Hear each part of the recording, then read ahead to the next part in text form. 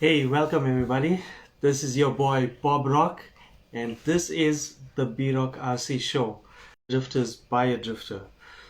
We're just gonna wait just 1 or 2 minutes for people to log in. Hey, what's up, Perry? What's up? Thank you for being the first one here. Welcome, welcome, welcome. Season 2, episode 5. I think we are coming along quite nicely right now. So thank you everybody. Thank you boys for joining in. Really appreciate it. So welcome once again to the B-Rock RC show, a live podcast for the drifters by a drifter. Season 2, episode 5, as I mentioned just before. It's going relatively well. We're getting some nice content in to give you guys and share with everybody and get everybody inspired and motivated once again in the RC drifting hobby.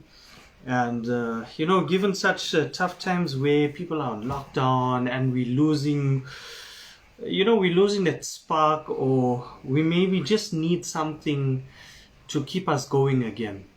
And that is where my podcast comes in, to try and get everybody back in it. I'm seeing an alert here, which I just want to check. I see, okay. Not to worry, cleared that up. Welcome everybody. Thank you again for joining in. Welcome, Quentin. Really appreciate it, buddy. How's the audio there, everybody? Is it all okay? Is it all good? Can you hear me clearly? So, for today's episode, as I've mentioned in my descriptions earlier, got a pretty interesting episode lined up for you guys today. And hopefully we can get through all of them. If not, then we'll just roll over some of the info that I have lined up. We'll roll it over to the next episode. So once again, I really thank you guys for supporting the podcast. It's unbelievable. You guys are actually the real MVPs. You guys keep me going, and hopefully we can get more people watching the podcast, more of the newbies. Ideally, the podcast is directed more at the new guys, to get the new guys in and understanding what's going on and what's happening in and around the world, and also for those who are already in the hobby, for them to be inspired again and be motivated again to work on their projects. Like recently I've been going on this craze for getting new bodies in and getting more projects done, and I think it's helped me quite a bit with just staying motivated. So my wish is to pass on that energy and that motivation on towards you. So couple new things to talk about. I want to start first with just some new products that I've come across that looks very, very interesting, very, very promising. The first one I did come across was a new rear bulkhead, a whole new rear product for the Yokomo YD2, straight out of Topline, and I'm sure a lot of you guys know the Topline brand out of Japan. So just to give you guys to try and give you guys a mental picture of this new rear bulkhead that Topline has designed. If I had to describe it, I would call it a mashup between Overdose, not really a mashup, but more like the rear bulkhead that you get in the overdose GARM chassis. So the whole kit comes with, and I can't remember clearly if you need to add in your own rear diff, but basically it will come with, or you need to utilize your existing YD2 gears, your diff gears. So it's belt driven, similar to the overdose GARM. Very, I won't say very, but quite similar in design to the overdose GARM with the way it's put together, and it comes with the rear bulkhead that fits the where you fit your diff in, and it comes with the shock towers. Basically, everything you need that in order to put that rear together. So one of the things that it does offer, as mentioned in the top line advert, is it offers a better throttle response. Now, I haven't seen it run as yet. I haven't seen any test runs as yet, but that's probably also because it's a very, very new product. It's going to be in circulation in February, so just keep your eyes out for that. It also features an adjustable motor mount, so similar to what we've seen in the Team Jordan Beast Mode. It has a similar range of motor mount adjustments, so you can go from like low to high. So that's going to be quite interesting to see once that's been stocked and being used. I'd really love to see what people have to say about the performance, considering the number of conversion kits and upgrade parts that's currently available. Overdose, Wrap Up Next, let's see, we got Team Jordan as well. There's also Addiction. So it's going to be quite interesting to see how this rear bulkhead fits into that whole system, that whole line. So for everybody that's just joined in, welcome. Thank you so much for joining in. I'm Bob Rock, and this is the B-Rock RC Show, a live podcast for the drifters by a drifter. We've just been talking about a few, the new performance, I'd say performance offering from the Top Line stables. And I will try and bring you more information about that. For the moment, whatever I've been discussing is pretty much what I've come across from Topline, and they posted that they had actually posted up. I did share it on my profile, so later on I'll share that again so that you guys have an idea what it is about. So the next thing, that's pretty much what I've seen in terms of new performance products that have come out. And with that, I've been thinking about what's next in the RC drift world. What do you think we're going to see that's going to change the game? What kind of are we going to see a whole new chassis? Are we going to see something completely new?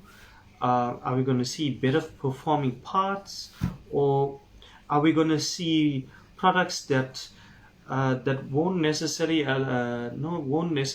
allow a massive range of adjustability, but more give you maybe 2 or 3 options to adjust, which are so refined that you only need those 2 or 3 adjustments?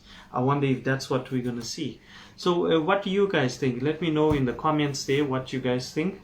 What perhaps you could mention what you would like to see in terms of new products. What can manufacturers do to make things better, to help improve on what's there. Perhaps those who are way more technically minded, perhaps you guys can share your thoughts on what you'd like to see. Which direction would we like to see these manufacturers going? I know we had something similar to what I'm discussing, which came out from Oriolai, which is the EX Zone E30 chassis. It featured some very interesting, innovative products or design, really, and like a dynamic floating motor system, similar to what Overdose has with their floating motor system. And then you also got Rhinomax with their uniquely designed shock system and this very uniquely designed chassis, which comparable to other chassis, I would say the closest thing that looks like the Rhinomax would be there's the Bosoroku, there's also the FJ9, the Bulldog chassis. So are we going to see chassis that's going to be heading more in that direction? I wonder. Okay, so we got a comment here from our friend Perry over from the Netherlands. I hope there will be something similar to the D5, not for myself, but to make hobby easier on the wallet to start with, attract more people to the hobby in the right way. I tend to agree with that, Perry. I think 3 Racing, with the introduction of the D5 at such an incredibly affordable price, has really helped to get the newbies into the hobby. And again, like I said, by offering their chassis at such a affordable price, and considering its out of the box performance, I think it's well worth it. Sure, there may be a couple of things that you would need to do just to make it behave properly, but I think largely it's an incredible chassis. I hope perhaps one day I'll be able to the way I said it, like it's a like it's a pipe dream, but what I mean is I hope one day I'll definitely look into getting a D5 just to see what it's all about, just to see what all the or should I say, to confirm all of the things that I've been hearing about the D5, the shakedown videos. It's really proving to be quite a decent chassis.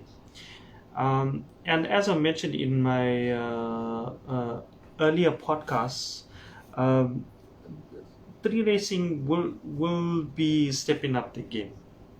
I had a chat with Jackie Lau from 3 Racing, and that's about it that I can mention with regards to the D5. All I can say is that keep your eyes peeled.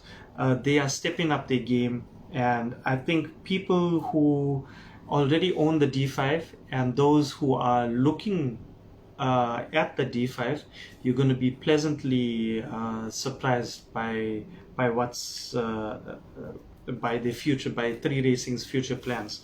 So keep your eyes out on that. And once that we get to that stage, I'll definitely be bringing you something a little bit more in depth about the D5 and what they're all about. I think you guys will enjoy that. And as usual, you guys are most welcome to join in, share your comments, share your thoughts. I'd love to hear what you're thinking about now. So for those that just joined in, what we are currently discussing is new kits, new conversions, new parts, new upgrade parts, and also just your thoughts on and mine, of course, on what are our expectations from drift manufacturers in the coming time. I don't think that they have any issues with the drift community supporting them. I think it's just and this is just my thoughts. It just I can't help but wonder what lays in our path for the future. What ideas have these manufacturers to do something different, or perhaps create something more interesting? Or what is the evolution of rear-wheel drive of our rear-wheel drive chassis now? It's almost as though Yokomo has like they're like milking the YD2, and I'm sure you guys agree. They're absolutely milking the YD2. They're squeezing every little thing they can out of the YD2.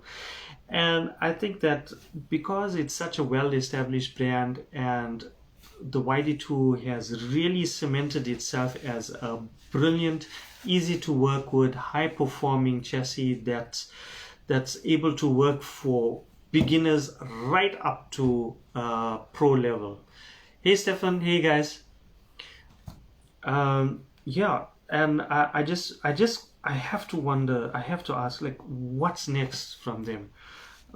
Same from Overdose. I mean, we had the Overdose GARM, then we had the GARM version 2 with we saw some improved parts included in the chassis there.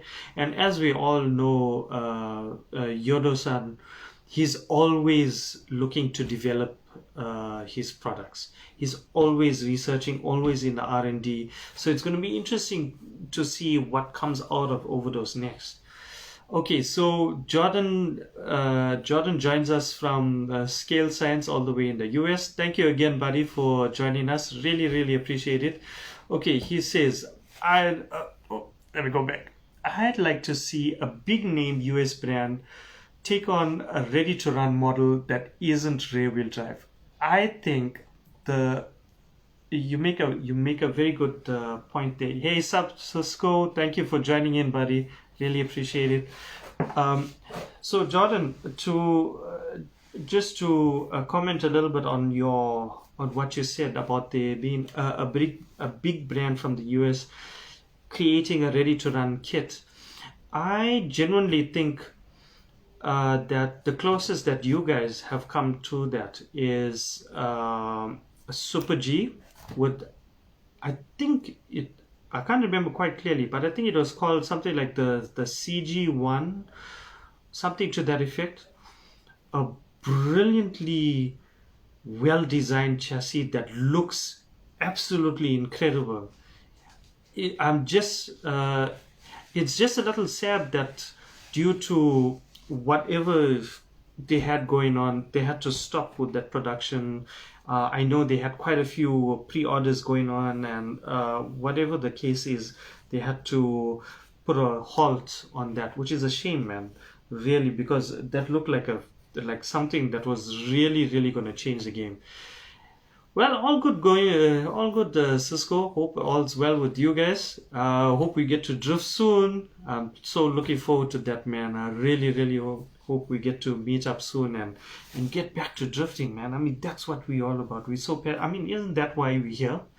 We love drifting, and we love everything about drifting, from watching it to being part of it and everything. So yeah. But for the moment, we're talking about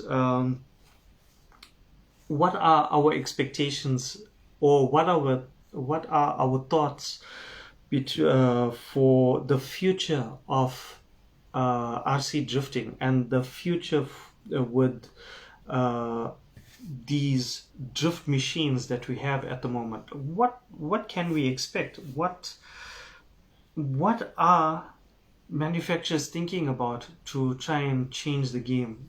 I mean, it's so crazy to think that we have come this far in such a short space of time, which is really I've got to give the props up to the manufacturers, because I think that they've really stepped up the game. They've really been giving us incredible machines to work with in like the last five years. I think we've definitely improved like by leaps and bounds, which is all the better for us in the for the drift community, you know. So, which leads me up to my next point. We all know the MST RMX2. We all know that it's an incredible chassis, which can be worked into something so beautiful. We had quite a few. Well, I won't say quite a few because the most popular chassis here in SA is the YD2. But we had a few guys running, or we have a few guys running the MSC RMX, and I was lucky enough to drive some of them, and you gotta be impressed with the MSC. Whether you like MSC or not, you gotta give credit to them. It's so smooth. It is so smooth, man. So you gotta you gotta give it its respect. You may or may not have heard that MSC was or is working on a new version, a more updated version, something that's gonna step up the MSC game. Likewise, you might have seen or you might have known already about the issues with the gearbox, and if you don't get it quite right, you're gonna need a few spare set of gears for just to keep up there, because they've been known to shred the gears, but we won't say that out too loud. They have improved with the whole gear system though, and I believe they've released that to help resolve that problem. Now, however, and I don't know if you guys have seen, but I certainly have seen it.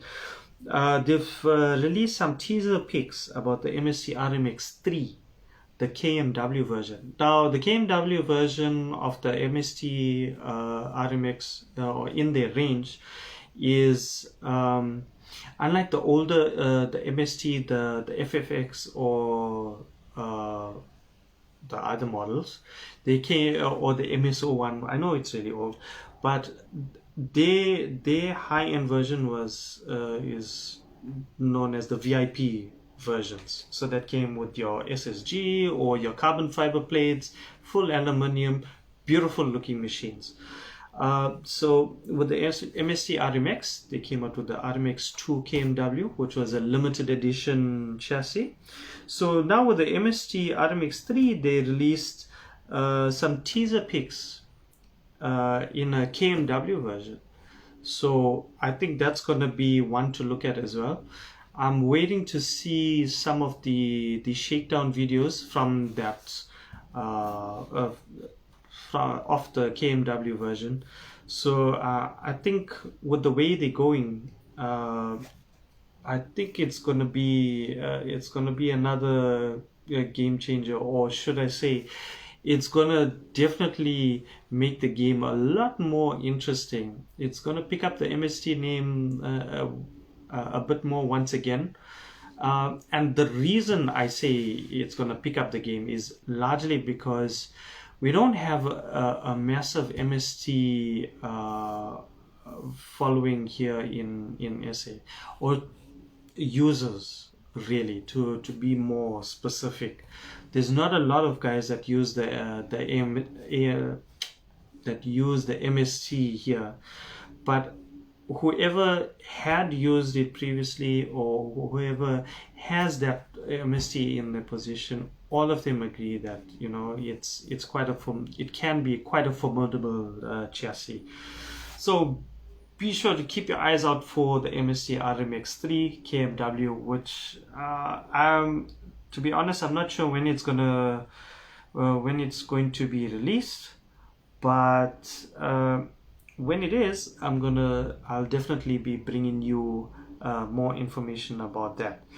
So, which leads me up to the all new segment of my podcast. I'm sure quite a few of you have already taken notice of my request for information and request for track owners around the globe. Just to give you a bit of background into this new segment, which I've called Track Talk. So the object of Track Talk is to feature RC drift tracks from around the world, be it wherever you are. So I'm really looking. I've had an incredible response from you guys for the just to be part of the Track Talk segment of my podcast, and I really appreciate everybody that has joined in wanting to be part of it. Really appreciate it. Hey Daniel, oh, so nice to see you, man. Daniel Christoph is the founder and the main boss man of Kamoa, which is my international family that I've been blessed with and been given the honor and opportunity to be part of. And Kamoa is, Kamoa for life, man. Oh no, that's okay, man. That's okay. Whenever you have time. I know you are a busy bee, so whenever you have a chance, you can send that through. I got to feature the Kamoa headquarters. I mean, come on, that's one of the most amazing tracks that you can be on. Hey, Matthias, I hope I said your name right. Good to have you join us. So for all the guys that have just joined in, let me remind you, I am Bob Rock and this is the B-Rock RC Show, a live podcast for the drifters by a drifter.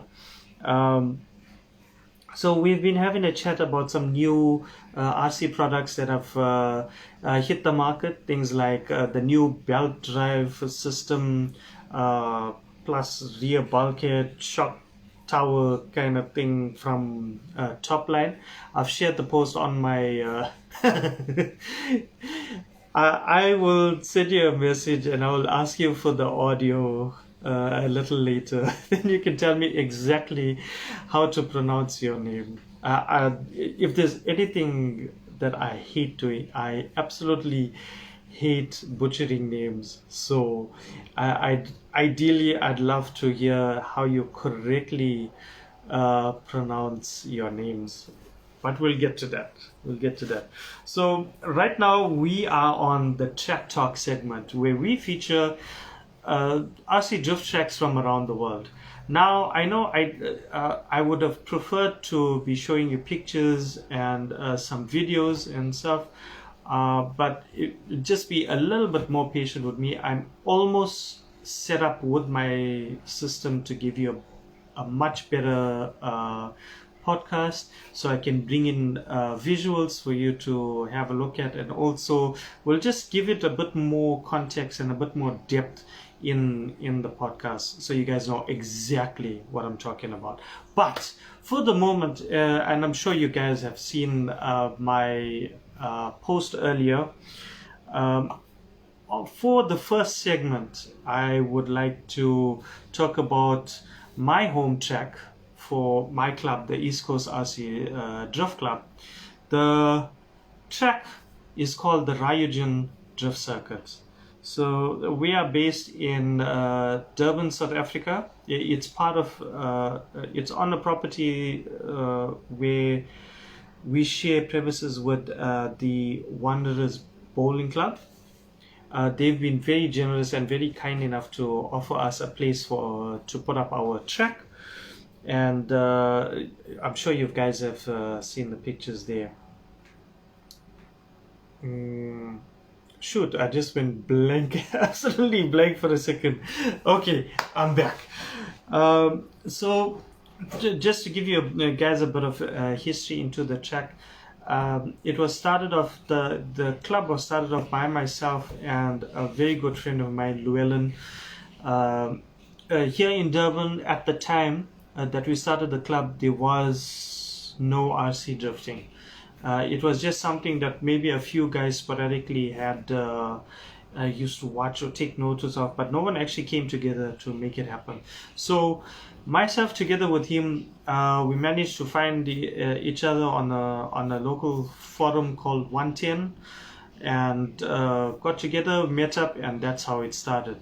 So, and after a while of drifting in a park area on like a polished home, on a polished concrete track, we always try to with the idea like how amazing it would be if we could have our own track.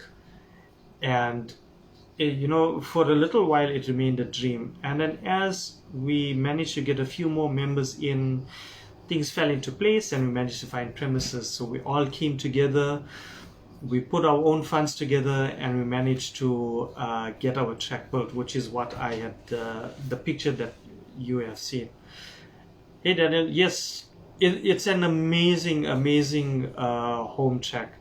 It does need a little bit of sprucing up right now, but largely it's an amazing track, and we always welcome visitors. Surprisingly, it's actually a completely free track. There are no track fees. It's open 24 hours a day. It's available to everybody, to members and non-members of the club. In fact, we encourage everybody to come and drift. How's it, Ashwin? Ashwin is another good friend of mine who's also a member of the East Coast RC Drift Club. He does come in whenever he can pull himself away from his job, and he's one of those guys that you always want around. Very bubbly character, very energetic, very positive guy. You need guys like that in your around you, in your circle. So thank you for always being around, Ashwin. Really appreciate it, bro. So yeah, the Ryujin Drift Circuit, put our own money together, got it built. And I must say, I must give it up to my friend Llewellyn. He's actually the one that designed the entire track as is, and brilliant design. Although we don't have the kind of track that you can chop and change all the time. So perhaps that's one. And I don't want to say that it's a flaw, but perhaps, and I don't want to say anything negative, but it's just that one thing that we are not able to do too much, is that we're not able to change it up and mix it up and make things a little bit more tricky for the drivers time to time. However, we can run in forward, we can run reverse. There are parts of the track which we can sort of cordon off and create a different sort of scenario, but largely it's brilliant. So we also have two embanked sweeps, which kind of just suck you in and spit you out if you hit it the right way, and it's proven to be a hit amongst drifters that have come and drifted at the track. I think I also covered partly why it started. Okay, so let me get into that a little bit more. It started to become a little bit of an issue, not having a permanent place to drift, somewhere that's dedicated, that has dedicated lanes and a dedicated surface that we are able to go at any time, where this facility is available there, and we can just go and really get into it. So as the club grew and our needs for drifting grew, and our dreams and passions grew for this hobby, so too did our ideas for a track, and that's how it came about. In terms of the name, we mulled about with a whole host of different names for the track. Hey Wolf, what's happening, my man? Thank you so much for joining in. Really appreciate it, bro. I think that again we left it to we left it to Llewellyn to come up with the name. He's the one that actually came up with it. He's also our designer, our media guy, our graphics guy. So he's the one that comes up with the graphics for our club. So I just left it to him because I mean that's his game, and he's really good at it, and we just left it to him. So that's how we arrived at the Ryujin Drift Circuit. Ryujin, I think, partly because of the shape of the track and the shape of the lanes. I think that's how we arrived at the name. I covered track fees. There's like zero track fees. Everything, and if we need to do maintenance on a track, it's out of our own pockets that we pay to maintain the track. So what helped there was that in the beginning, where we did have a large number of members, and at the time we did have a club fee, all of those fees actually went into the track, into creating the track. So all we had to do from then is maintain it. Also, we had a few very generous guys who offered up some financial assistance. I got to give a shout out to what's his name? This is so embarrassing. Shiren, Mr. Shiren Rajpal. He's one of our very, very early members who, unfortunately, due to his work and his business interests, he couldn't continue with the RC drifting. However, he was always there to lend a hand. Shiren Rajpal, he's offered, at one point he offered up a large amount of financial assistance, so we really appreciated that, and that really added to getting our track up and running and how amazing it is. And then a little while ago we had one anonymous guy, sorry, not anonymous, his name is Avi. He offered to do a full maintenance of the track. So the only thing that he requested was that we let him be and let him do the track maintenance by himself. So we were like, geez, dude, you don't have to do it on your own. I mean, we're all here to lend a hand. He was like, no, I'd like to do this. We're like, okay, go for it. And the track came out beautiful. So we've just been trying to maintain the track after that. Let's see, what else can I say about the track? We've hosted the national championship there twice, and we've had good reception from the drifters from around the country. We've also been hosting the KZN regional championship. That was also received quite well. However, I think due to things like the COVID, just life in general, and then guys slowly losing interest, the numbers dropped, and we have had to really cut back on the competitions. So now our focus is really on just trying to get people back into the hobby, just trying to get people drifting again. So that's our aim right now. We just want to get people drifting, and the vibe at the track is very, very chilled out. It's an awesome place. We've got all the facilities in there. We've got there's an eatery there as well. There's also a space with a covered deck that you could relax on top and watch the drifting if you like. So there's lots of space there, and of course we are there to help anybody and everybody. In terms of helping the newbies, well, I try my best to offer up my chassis for the guys to try out, to see whether they'd like drifting or not. And I'm quite hands-on. I stand with them, I show them, I explain to them what's going on with the car. This is how it's designed, this is what it does. I go through the whole radio as well. These are all the functions. I try not to overwhelm them with information.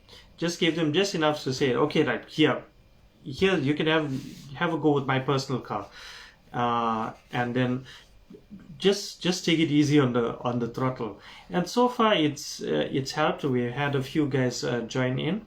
Other than that, unfortunately in Durban, where I'm from, we don't have a lot of guys who like a lot of new guys who would want to go straight into rear wheel drive. That somehow they feel a little bit intimidated for some odd reason. I don't know why. So not to discourage them, I tell them, look, bring whatever chassis you have. Most of the time it's an all-wheel drive chassis, a TT01, a Flying Fish, a Sprint 2. Sometimes they'll come with a touring car, or like a TAO series, or they might come with an X-Ray or a Schumacher and stuff in between. But I try not to I don't ever turn them down. I tell them, look, okay, we can't work with it. Just come to the track. Just come drift with us. Don't be intimidated. We're all very chilled out there. And that's how I try. And then I run my car whilst they running their car. So I think by them having to see how rear wheel drive runs, it definitely starts getting their minds, clicking to say, like, hey, you know what, maybe rear wheel drive is actually the way to go. And that's how I try and that's how I try and encourage and try and rope in the new guys to join us. Hey Kim, oh, same here, man. It's a shame that we didn't get to meet at Worlds, but it's gonna, I have full confidence. I have full confidence that everything's gonna work out, and we're gonna meet up soon. So again, for the guys that just joined in, I know I keep repeating, but I gotta remind everybody. For the guys that just joined in, this is your man Bob Rock, and this is the B Rock RC Show, a live podcast for the drifters by a drifter, bringing you everything and anything in the world of RC drifting. So right now we're in the track talk segment. We have it going over my my home track. I've pretty much spoken everything about my track. Perhaps if there's anything you want to know, you can just ask me a question. Send me a question in the comments. I'm looking forward to answering some of your queries from your inquiring minds. Let's see.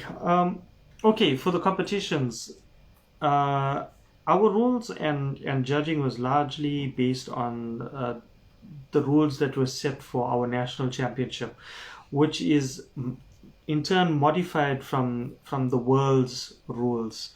Now, our reasoning behind that is so that we can become accustomed to the strict rules, and in turn help improve our drift game. That's it. That's literally it. I find that if you add a little bit of strictness and a little bit of formality in the way you drift and the way things are run, or perhaps competitions are held, you tend to sharpen your skills a lot more.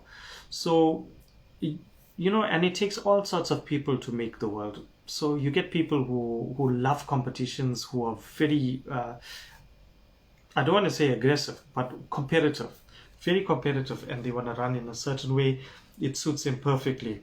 You get people who just want to do it socially, and that's totally cool. I love socially drifting. I also love competing.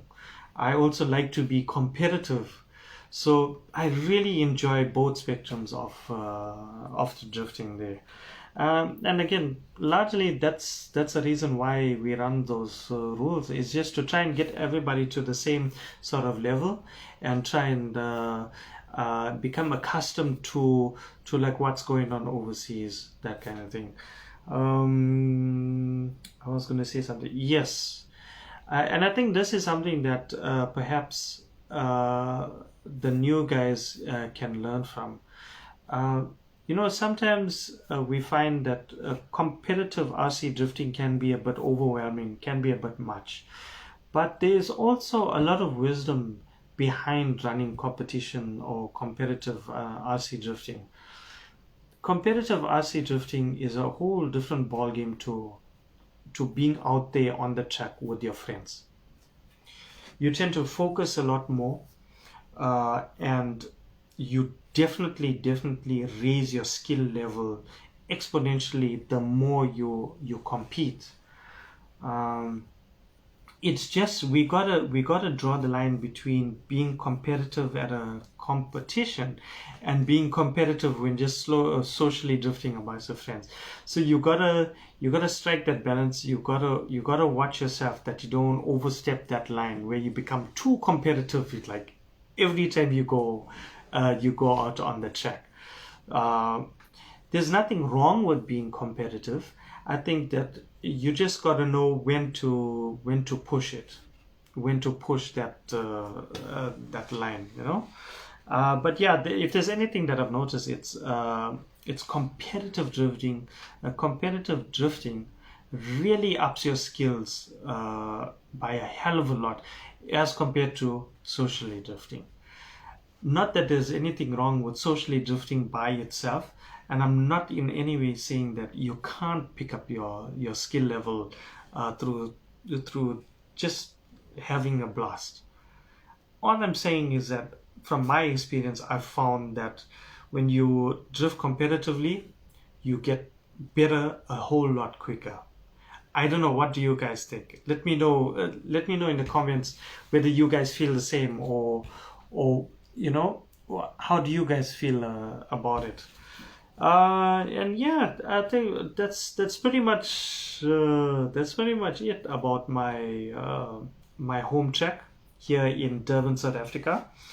I will definitely be bringing you guys more videos, more pictures, some more drift action from my track once I get a few things up and running. I'm like almost there. I'm like so close, man. I'm like this close to getting up and running perfectly. But yeah, like I said, everything's gonna be improving a hell of a lot soon. So I hope you will stay with me on this journey whilst I improve on this podcast for you guys. By next week, okay, well, maybe the week after that, the podcast should be up and running exactly how I want it to, and it's going to be a lot more fun, a lot more interactive, and you guys are definitely going to enjoy it more. So we are getting closer to the end of today's episode, but there is one topic that I did want to talk about that I definitely think in the future is going to affect all of us, especially manufacturers in the RC drifting game. And this is with the advent of 3D printers and 3D printing becoming so readily available. And it's a trend that I've been noticing recently, and I think that manufacturers, RC drifting, the RC manufacturers really need to take heed of this and climb on board now to try and circumvent the future. I'm sure a lot of you guys have noticed that 3D printing is becoming super popular and very readily available almost anywhere. Also, with that being said, the cost of 3D printing machines, 3D printers is coming down a hell of a lot. At one stage, it used to be something that only large-scale companies could afford these machines, and the cost of them was astronomical. And even to produce 3D printed items used to be like hella expensive. But now we find that these 3D printers are so readily available and it's so affordable right now. It's a little bit scary, and I think that it's only going to get even more popular as time goes by. It's going to get more cheaper, it's going to get more advanced, and it's definitely going to be something that manufacturers really need to watch out. We have so many talented, skilled people in the world. These guys are without a doubt going to design their own drift chassis. They're going to print their own stuff, and they're going to either do it for themselves or they're going to make it commercially available. And I definitely think it's gonna put a dent in the RC manufacturers, which is why I say I strongly believe that they need to come on board now and start looking at ways of how they can incorporate 3D printing into their manufacturing. To be fair though, I don't know a hell of a lot about 3D printing. I don't know a hell of a lot about its strength and durability of the parts. Can it take a hit? How long does it last? But like I said, I mean, compared to the regular way that parts are produced, either molding or however it's produced, I don't know. Perhaps I will definitely look into that and find out what the manufacturing process is. And that's leaving aside producing the aluminum upgrades for it.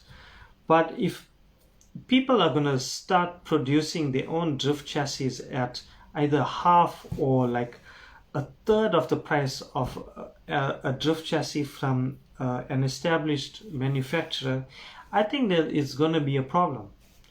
Because what's going to happen is you're going to have somebody who's going to produce a drift chassis, he can print it, and then he's going to make it commercially available.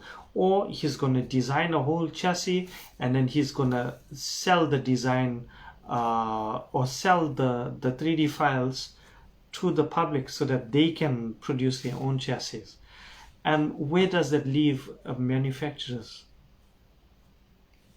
Get what I'm saying? So eventually what's going to happen is that, and this is not for sure, but it's just my thought, that eventually what's going to happen is that there's going to be a shift into who's producing chassis, and then we're only going to have companies that's producing the electronics that's really gonna stay on for quite a while. So Yokomo, MST, all you guys, I really think that you guys need to start looking at incorporating 3D printing into your either your manufacturing process or your or post-production process. Perhaps look at 3D printing certain parts for the chassis. It might be cheaper to produce. I don't know. I'm just, it's just a thought. Or maybe eventually you reach a point where you create some sort of really cheap chassis, and instead of you taking on the burden of how can I put it? Instead of you taking the burden of producing the chassis, perhaps you would have a dedicated website where you grant access to customers who have to pay a premium for the file that you print that you can only get off the website. I don't know. It's just an idea. Perhaps something like that. I mean, it would be interesting. So that's that's just how I feel about 3D printing in the RC drifting process now, in the whole hobby right now. I'm not so. I'm definitely all for 3D printing. Producing parts and accessories for your car. I'm all for it, and I'm 100% behind it. It's just this whole thing has just led me to this thought about how will it affect manufacturers? Please leave your comments in the, I'd love to interact with you guys just to get your ideas, what you think about 3D printing. How do you think it's going to affect manufacturers? Will it be detrimental to major manufacturers in the future? Let me know what you think. I'd love to hear your thoughts.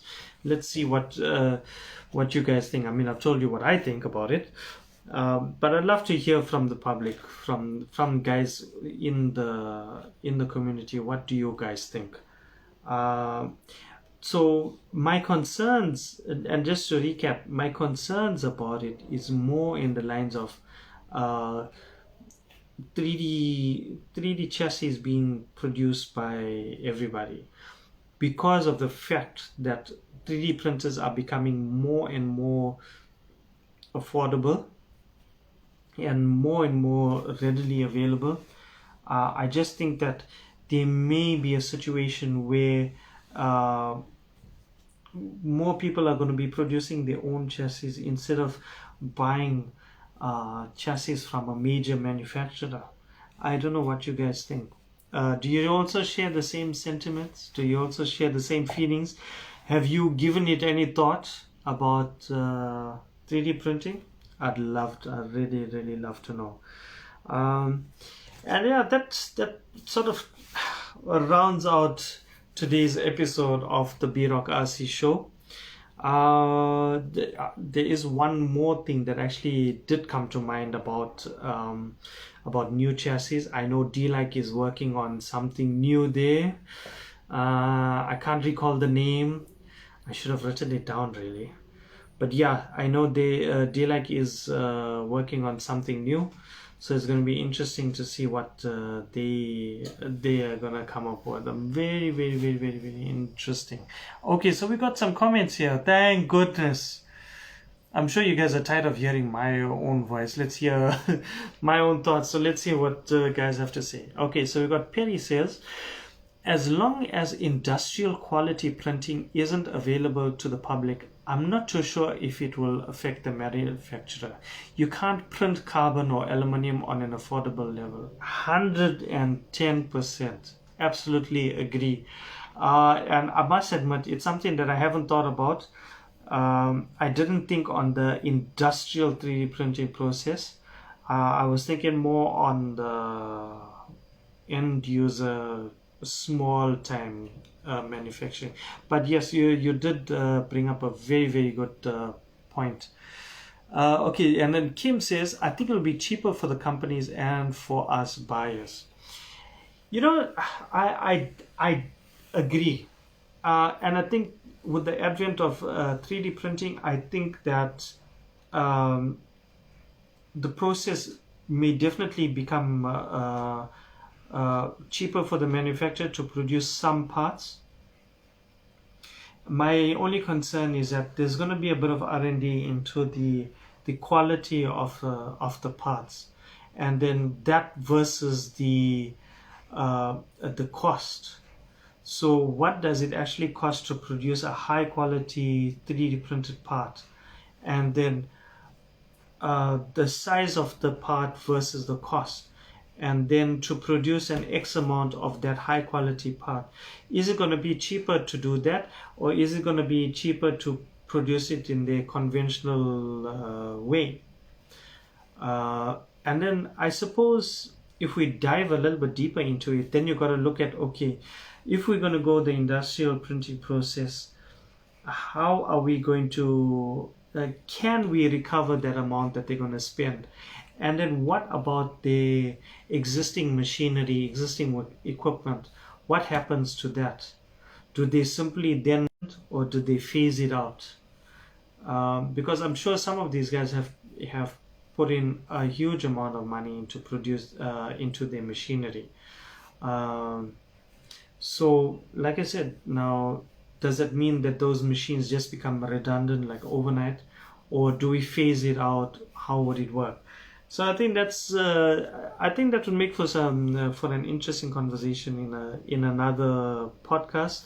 I'll definitely note it down and do some research and bring you some of my findings so that you guys can also, you know, damn, what's the word? So you can also get your mind working a little bit about it, and you know, look a little bit deeper into the hobby and how it actually works behind the scenes. I mean, we on the front line, man. We on the streets. We out there on the tracks. We see a new product, we want to grab it at the same time. We see the product reviews and we're like, damn, I gotta have that. But I think beyond that, we're not really thinking, or we're not giving it any thought behind the scenes. So I think it'll be good for the hobby, for the users in the hobby to give it that thought. Okay, so Kim says, here in Norway, it seems like a lot of people that love RC drifting can't afford the top class chassis and brands. I always recommend the cheap ones. I still love my old D4 that got me into rear wheel drive drifting. 100%, bro. 100%. I myself, I can't always afford some of the stuff that I'm looking at. So my whole approach to it is, if there's something that I want, I will save up for it and I will get it. And that's just my philosophy. That's just my way of going about things, and it's something that I try and encourage new guys to do. Look, start with what you have. Base your buying on your pocket and what your end goal is. If all you want to do is just hang around, just drift socially, have a good time, then I would say don't go for the high-end stuff. Go for entry level to intermediate level. See how it is from there. Hey Mark, what's happening, man? Thank you so much for joining in. Really appreciate it. Perry, you should put that. Perry says that you should put that on a t-shirt. Dude, you've just given me a brilliant idea. Thank you. I'm gonna do exactly that. I'm gonna do exactly that. Oh, thank you so much. I can't thank you enough for that. You know what? If I had a pen nearby, I would write it down I would note it down. I'm definitely gonna do that. I'm definitely gonna do that. That's my new motto. That's my new motto. But yeah, man. I think, who was it? Kim was saying something about just the thought of Overdose selling the 3D file. Yeah, Kim Mayland. Did I say that right? Dude, please send me an audio of how you pronounce your name. Kim is Kim, but how do you pronounce your surname? Please send me an audio. I would love to hear that, because I hate, as mentioned earlier, I hate butchering names. So please do that one favor for me, bro. Okay, but it says chances of Overdose selling 3D files is rather small, I think. Dude, personally, I think they are never gonna do that. But I can understand from their point of view, because if you know guys like Yodo-san and Yoshizawa-san from D-Like, you know that they spend so much of time, so much of time into R&D. And to just simply hand over that to any customer is like, I mean, I would feel heartbroken about it as well. So yeah, the chances of that happening, yes, are quite slim. But again, it was just a thought. It was just thought about what if we get to that point, you know. So, and which leads me to another PSA, a public service announcement. This public service announcement is directed at all you new guys, all you guys who are not putting much thought into RC drifting. Hashtag don't support clones. I'm going to say it again. Hashtag don't support clones. Supporting clones in the RC drifting community heavily looked down upon, especially by me. In fact, I started the don't support clones hashtag. My reasoning behind that is exactly as I've just said. These manufacturers have spent thousands of their own currency, money, yen, dollars, euros, pounds, baht, whatever the currency is. They spend thousands of it into research and development, and thousands of hours into, okay, maybe not thousands, but hundreds and hundreds of hours into producing a dedicated RC drifting machine with proper designed parts. And here comes along some pirate bloody idiot who just simply copies the entire chassis, changes the name, produces a chassis with low cheap quality materials, and then sells it off, and then people out there just lap it up like it's nothing, simply because it's either half the price or like a third of the price. Dude, that is not fair. That is not right at all. That's like the height of piracy, modern day piracy. That is what it is. And I am absolutely strongly against it, which is why some of you may have seen me on the groups where straight away I go don't support clones. And this is the reason why we don't support clones. The more you support clones, the less manufacturers are going to be inclined to keep on doing what they're doing. And they're not going to invest more of their time, effort, and money into producing a new product for us to enjoy. They're just going to stop it right there and they're just going to say, to hell with it. I'm done with this. I'm not about to produce something and have some pirate idiot just copy my hard work and sell it off at like a third of the price. It's not fair, guys, and it's not fair that some of you support clones. And if I see any of my friends supporting the clones, I'm gonna come for you. I'm gonna be after you. So you are warned. Do not support clones, guys. Really, genuinely. Okay, I'm going to say it very nicely. Please, don't support clones. We need these manufacturers to be producing all these amazing machines and products for us to enjoy. Don't support clones. And then we're going to see longevity in the hobby, man. We're going to see a lot more people or a lot more stuff coming out of the manufacturers. So let's keep supporting them.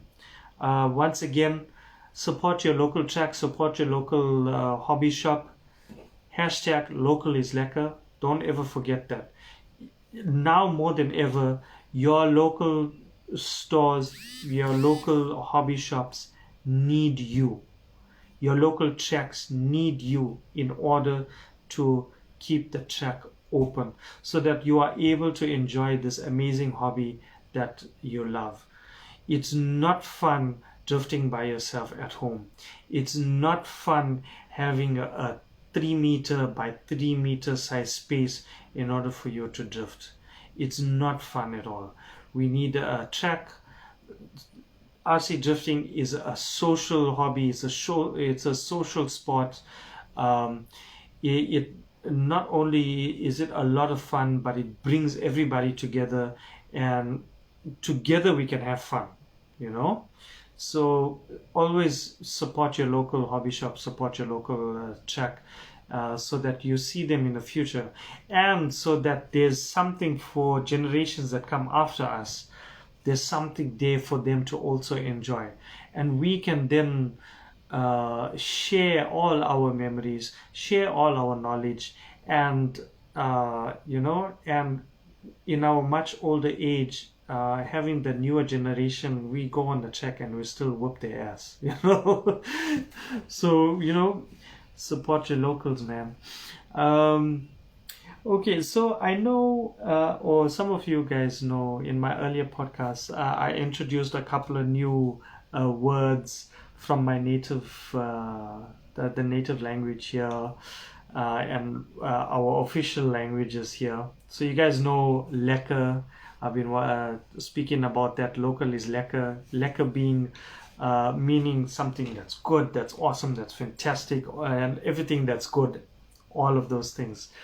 Then I introduced you guys to the word haibo, which is basically just a term of exclamation, and in different contexts it can mean something like good or bad. It can just be it's just an emotional it's a word to describe an emotional reaction, if I have to be all technical about it.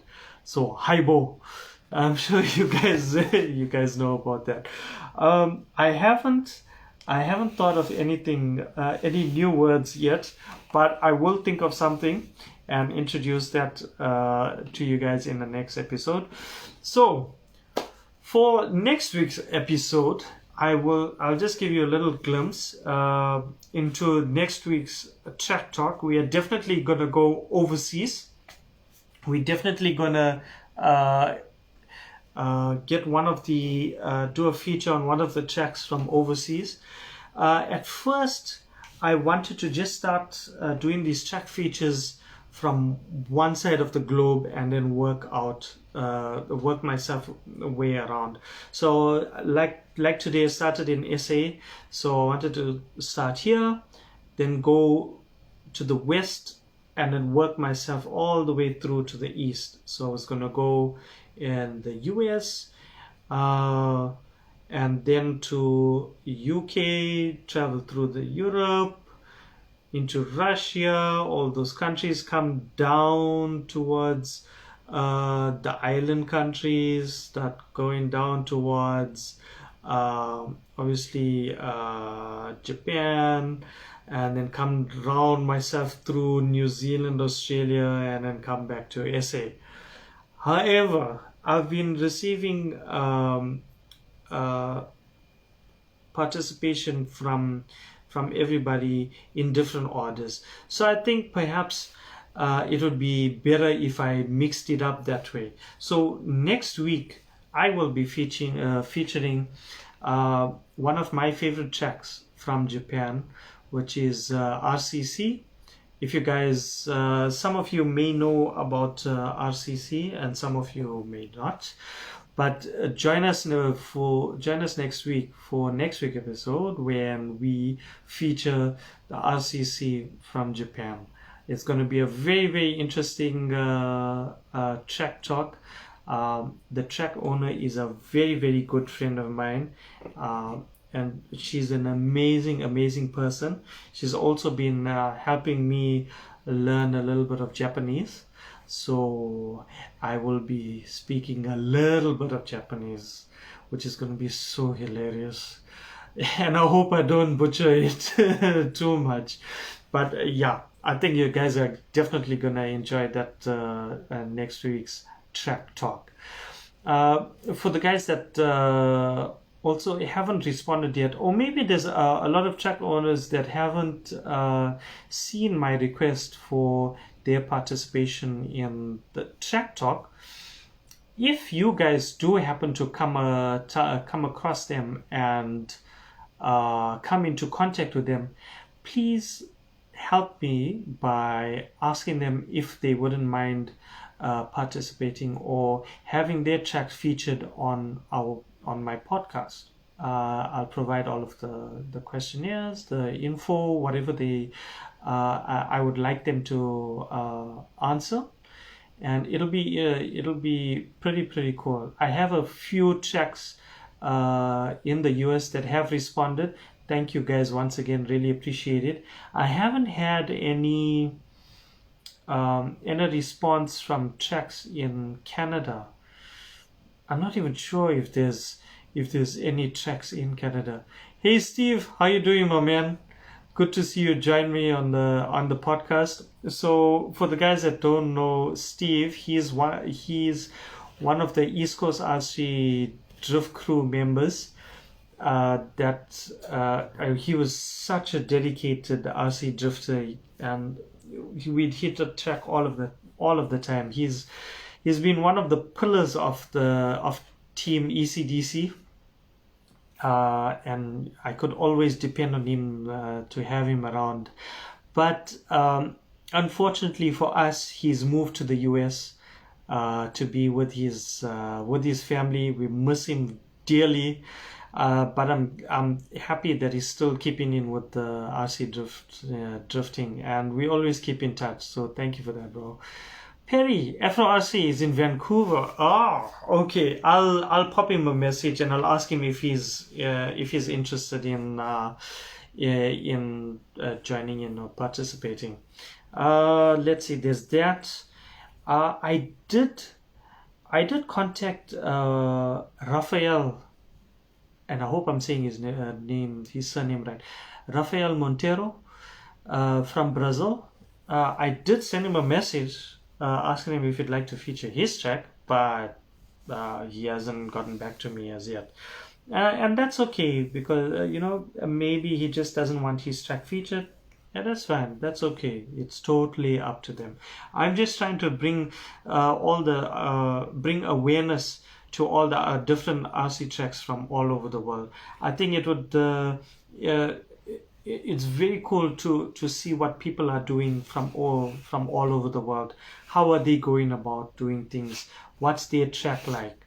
Talking about tracks, I forgot the main thing. Our track, the Ryujin Drift Circuit, is smooth painted concrete. In fact, the track is painted with a roof paint. That's what it is, and we just run it in, and this thing runs like 100%, dude.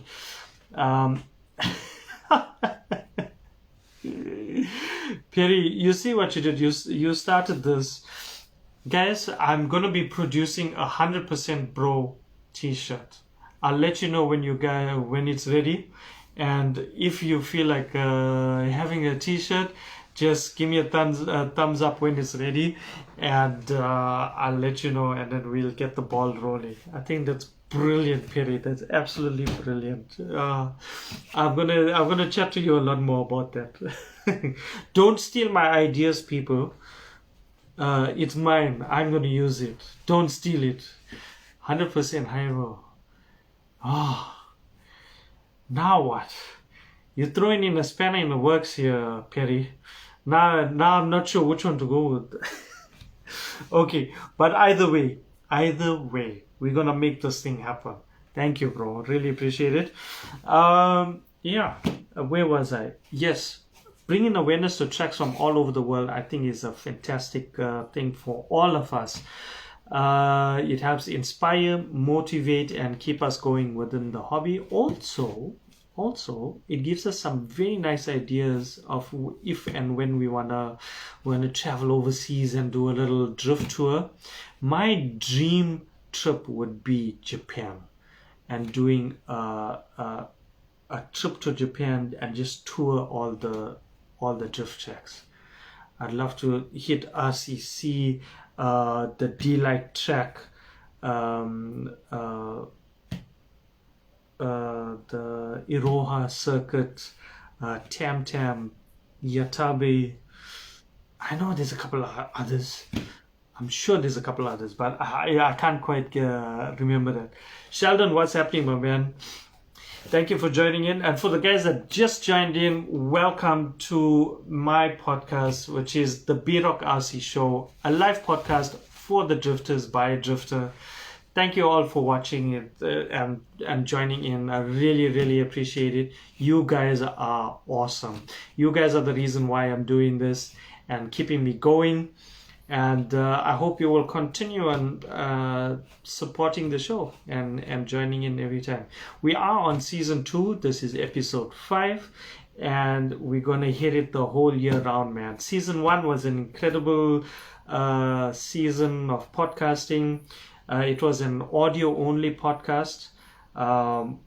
we've been through some hell and high water there, starting off from podcasting in my car on the way home to doing it at home, and now season 2 we're doing a video podcast. So it's quite a journey, man, and it's only going to get better from here. So I think you guys are pretty much tired of listening to my voice for tonight. I can feel the strain in my throat here already. I should be fine by tomorrow though.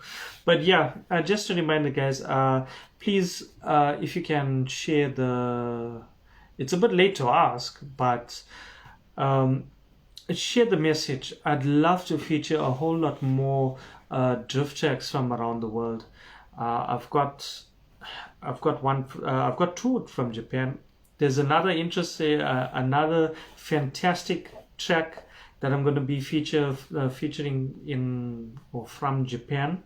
I think you guys will be very, very interested in that. Then the US, there's going to be a couple there. I'm actually waiting for my bro Rich Ario. Rich, please bro, I'm waiting for your reply.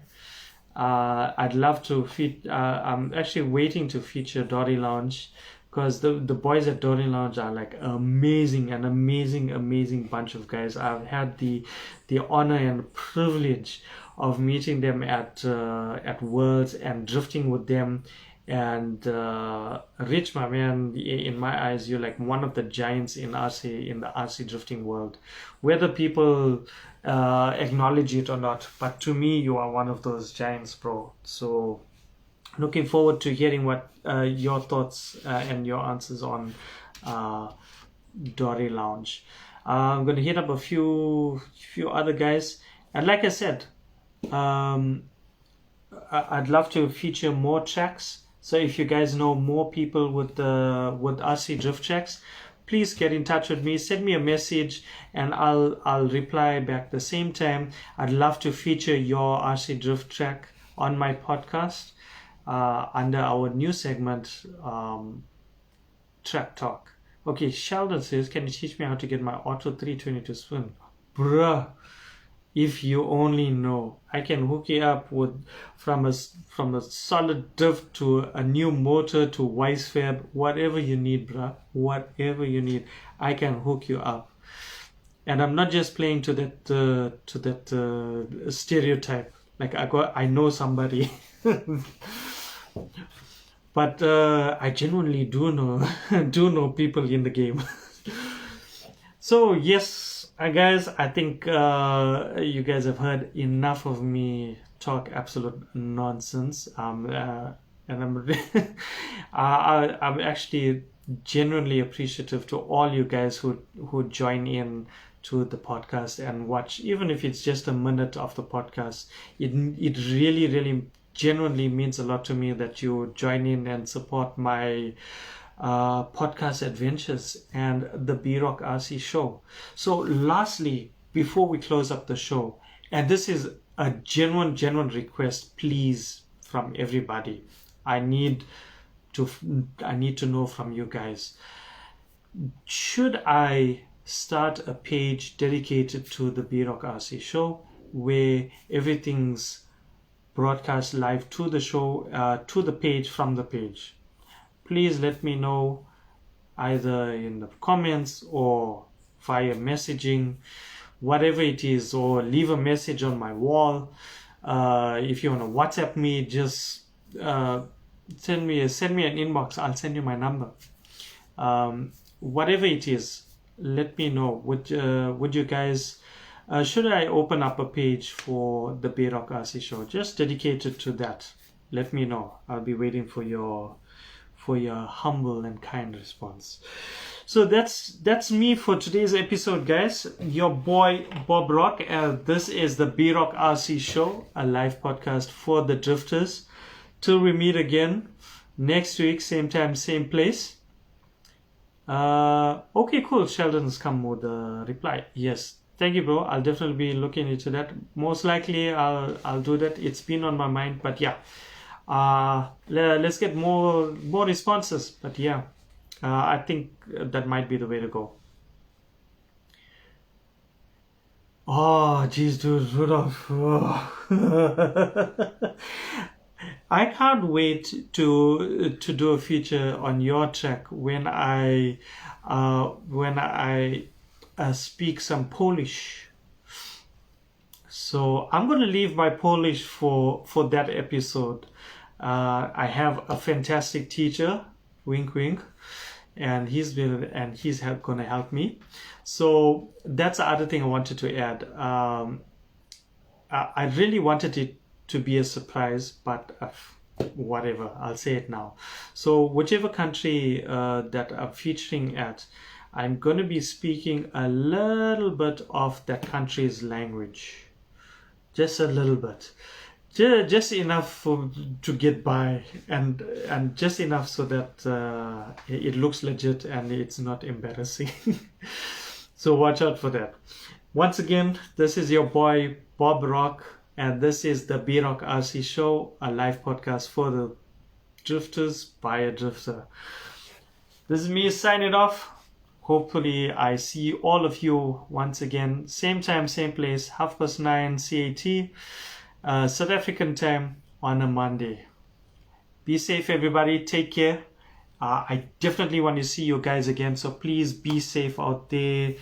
Sanitize, social distance, and all of those annoying, frustrating things, but it's keeping us well and safe. So cheers, guys.